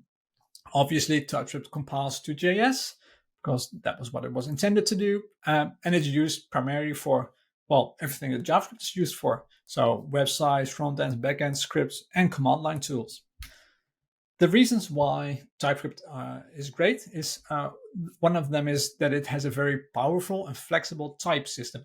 So this is something that they added to the language. So JavaScript has a relatively simple type system, but TypeScript has a ton to it. So you have union types, literal types, tuples. There is so much in the type system that you can basically describe any pattern that you can create in your JavaScript code in a type-safe way in TypeScript. And that's actually quite a feature because JavaScript allows for some really, really interesting and dynamic patterns that can be hard to describe in a type-safe way. So the type system is even as powerful enough to be Turing complete. So you can compile anything you can within the type system. So if you are interested in that, Google that and you'll find some very interesting videos and resources. But one of the other reasons why TypeScript is great is that it is a superset of JS. So any JavaScript code is valid TypeScript code. And this means that you can start up with the JavaScript type base. You can convert all the extensions from JS to TS, and it will still work once you have the TypeScript compiler set up well. And then you can gradually add types. So that's gradual typing. So you could start out with defining an interface here and defining the type of a variable there, etc., etc. So you can, you don't have to do the big bang. You can start out slowly and you can introduce types gradually in your type base, which we actually did with Exercism too. So that's fun. And that actually works really well. Mm-hmm. And TypeScript sort of combines the best of two worlds. So you still have the dynamic nature of JavaScript, but you also have the static typing of TypeScript itself. So you sort of get the best of both worlds, and it's it's interesting to see how well that works. TypeScript is fast growing in popularity, with many tools either providing TypeScript types for the JavaScript code or even being converted to TypeScript itself. And that there are many reasons to learn about the language. So it is a very popular language. So obviously there is a huge the description on the TypeScript website, but there are also many videos and courses, etc., available to you if you want to learn TypeScript. The language is updated regularly, just like JavaScript. But an interesting thing of TypeScript is that they are usually quite early in adopting features that are known to be in future JavaScript versions. So you could use async await in TypeScript before you could in JavaScript. And there are decorators too. So decorators might not be in all the JavaScript runtimes, but you can use it in TypeScript. And it would then, what TypeScript will do is you can say, hey, let's target this version of JavaScript, and it will generate like a wrapper around it or some helper code to make it work in older versions. But you can still use it as if it was present. And that's a really powerful thing. Mm-hmm. So a couple of standout features of TypeScript. One of the things that you get with TypeScript over JavaScript is improved security and correctness. So static typing, although people argue about this all the time, but the idea is that static typing can eliminate many classes of errors that you typically make in a JavaScript project. So providing the wrong types to a function, relying on conversions that might not be sound. And with the added typing, there's a whole suite of errors that you just can't make because the compiler will say, hey, sorry, we don't allow this, even though it might actually be allowed in JavaScript. So there's an actual additional security benefit of using TypeScript. The interop with JS is seamless. I mentioned before that you can just treat JavaScript code as TypeScript, but you can also import JavaScript code. By default, JavaScript code will not have any typings added to it. So the TypeScript compiler won't know about which types there are and will just assume that you know what you're doing. But many libraries nowadays provide custom typings. So they will provide a different, like a specification of what their JavaScript library does. And that can be written by the JavaScript compiler to give the TypeScript compiler to give extra information to the compiler. So is this actually providing the right type of value to this function, etc.? And that makes it really, really easy to interop with JS. And there are many of those typings available. You can create them too yourselves. It's an open source project. But it's really, really impressive how many libraries already have typings written for them. So you can use JavaScript libraries as if they were written in TypeScript with all the benefits of that. One of the benefits of having all these types available is also having great tooling and IDE support. So all the type annotations will make it show so that the IDE will know which type something is. So you get type annotations, you get code completion because it will know, hey, this is that class and that class has these methods.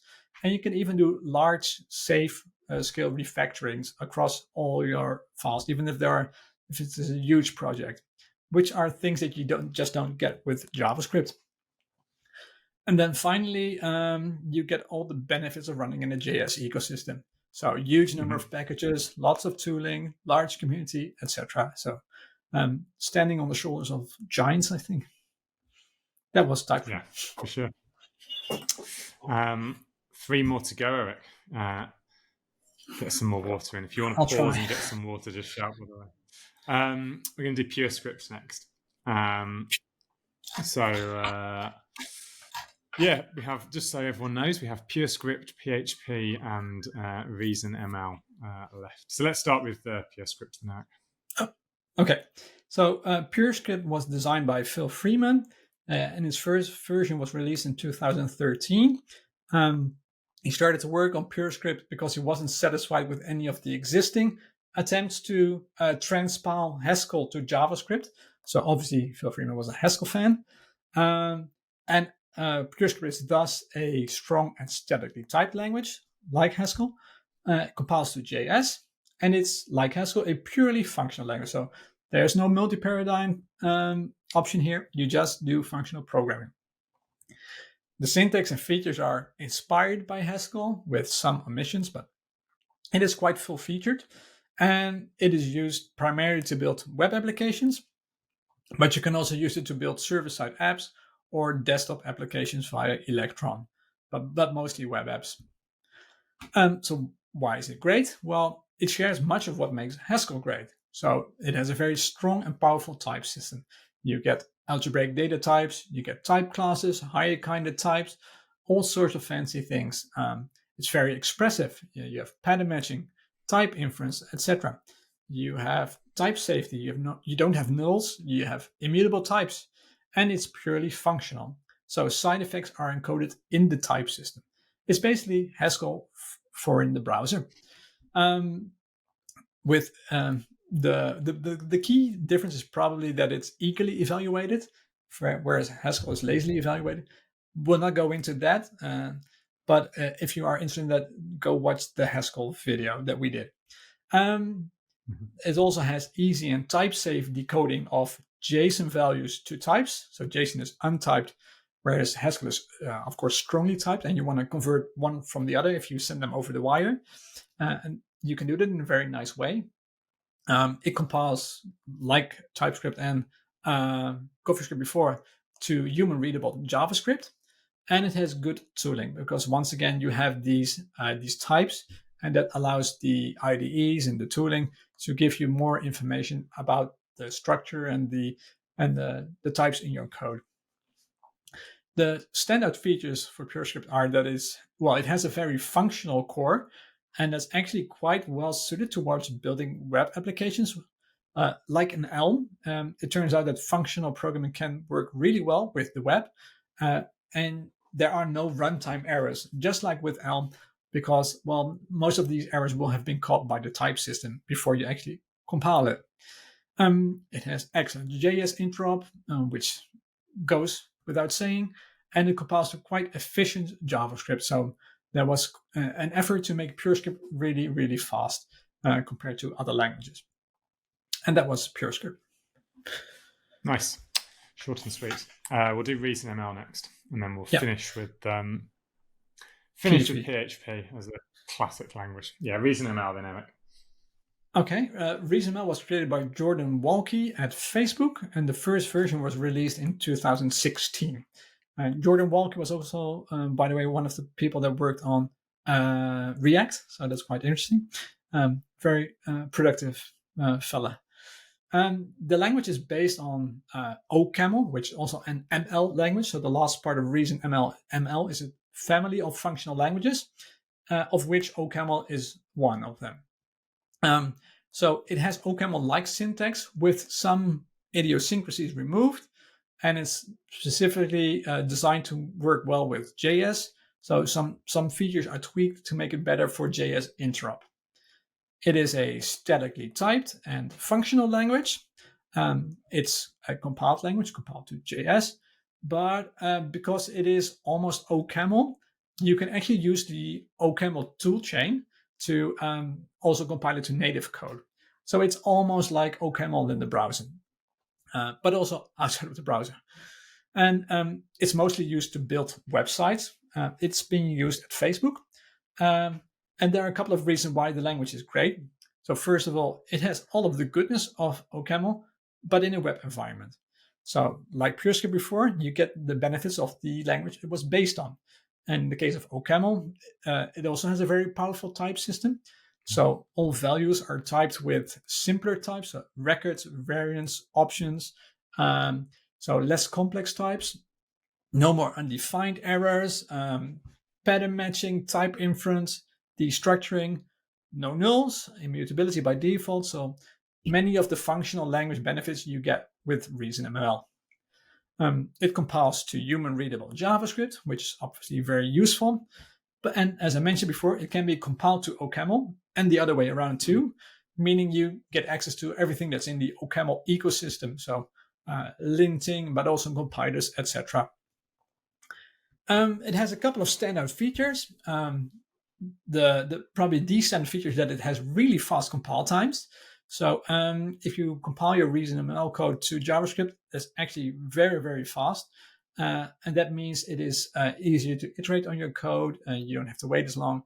And that's a really core feature of ReasonML. Of course, it has excellent JS interop.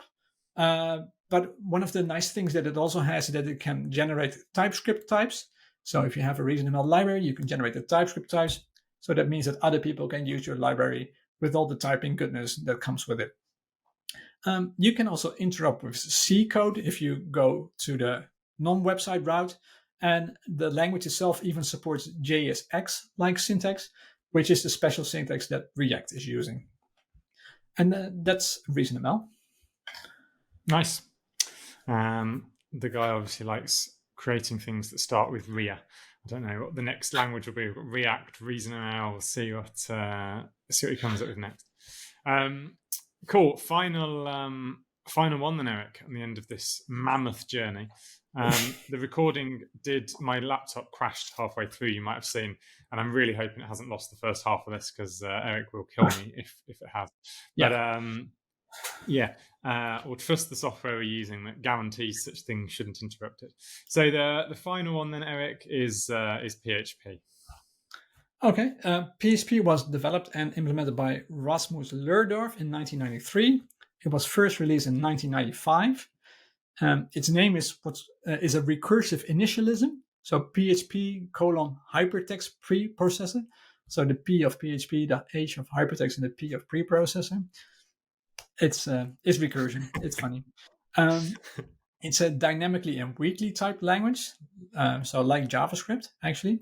But it nowadays has the option to add gradual types to it, so you can gradually add type assertions to it, so that the compiler has more, so the interpreter has more type information. It's a multi-paradigm language, so you can do imperative, functional, object-oriented, procedural, and reflective coding. It used to be interpreted, but you can also just-in-time compile it nowadays. And it's the original server-side rendering platform. It made server-side rendering incredibly popular. PHP was being used all over the place, and it still is. It's mainly used for websites. So Facebook is written in PHP famously, but also Wikipedia and many other websites. And also many content management systems are written in PHP. So WordPress, Joomla are very big content management systems. So a lot of websites written in those systems are actually using PHP under the hood. The reasons why PHP is great. Well, first of all, it is ubiquitous. PHP is used on 77.4% of all websites, according to an estimation, and it is independent of platforms. It's being used all over the place, if it's Unix or whatever.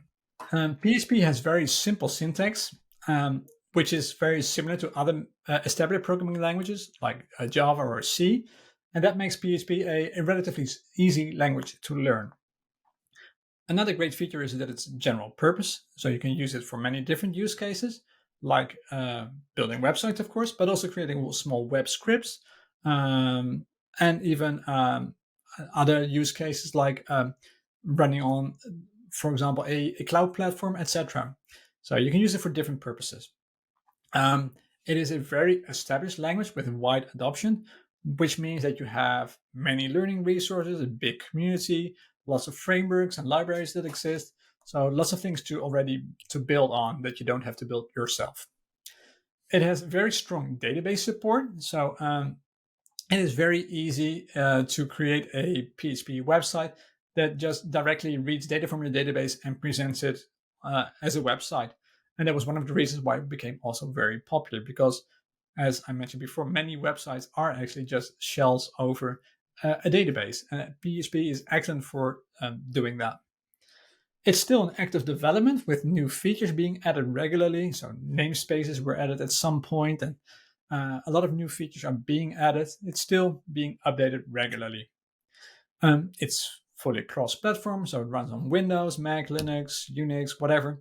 And it's an open source and it's free. So that was also one of the reasons why PHP became very popular. It was easy to run and it was free.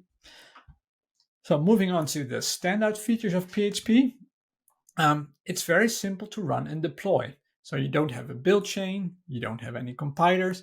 It is very, very simple to get started with a PHP website with just a couple of things to install, and then you're good to go. So the whole the build system, you don't have that. It's just your code and it's being interpreted, and that's a very simple model to get started. And it's functioning well enough for many websites. So maybe you don't even need the fancy build systems. The gradual type system can be really helpful. So you can start out with a code base that doesn't use the types and then gradually add them where you think they make sense. So, but you can still use you can still omit the types. So you can use the dynamic process to maybe simplify parts of your development process, or maybe to get started with the prototype sooner rather than later. And then the final feature is that it allows for very fast prototyping, as I just mentioned. So the steps you have to take from having an idea to actually having a working website, unless your idea is, of course, ridiculous or big, but this PHP doesn't get in your way. So it's very easy to get started. You just do a couple of things, and then you have a working web page with server-side rendered PHP, and you can grab your database, and it's all very, very easy to get started. And that's a huge part of why PHP has become the massive success that it is. That's PHP. Nice. Thanks, Erik. Congratulations on making it to the end. Did we get them all? We got them all, I think. We did ABAP, CoffeeScript, Dart, Delphi, Elm, Java, JavaScript, Kotlin, Objective-C, PHP, PureScript, ReasonML, Swift, and TypeScript, I think. Yeah, which is our lot. Yeah. If you're still watching, thank you. Well done. Congratulations. If you've skipped to this bit, that's totally fair. Should almost be a badge. We should make a badge for it. I was wondering as we were doing this, Erik, if we should... for the ones of these that you're not going to do the brief introductions to, like the full brief introduction videos, if we should just pull these segments out and just release them as like super brief introductions or something, have like a slightly side series. Briefest introductions. Yeah, there's a lot of goodness in here that someone might not jump 1.5 hours into a video to see. So we might cut these up and put these on YouTube as separate little videos as well. But thank you for watching, Erik. Thank you, obviously, for all of the prep and the work and the wisdom and the knowledge. It's always an honor to be able to listen to it all. I hope everyone has a really great Appy August. Choose whichever language sounds the most fun to you. That's going to be my advice.